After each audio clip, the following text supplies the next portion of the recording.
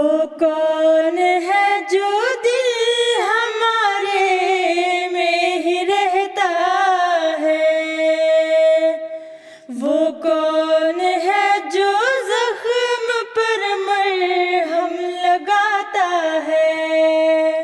वो कौन है जो हमको दुआएं देता है।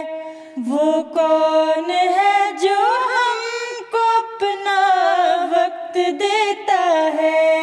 वो दिल हमारा है, वो जान हमारी है, वो सांस हमारी है, वो आस हमारी है। वो कौन है कि जिसके चेहरे से नूर आए।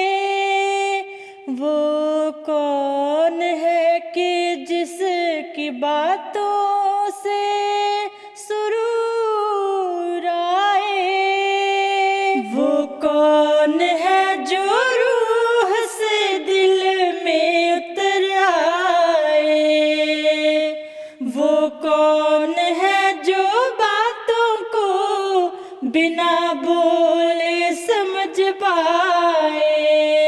वो दिल हमारा है, वो जान हमारी है, वो सांस हमारी है, वो आस हमारी है।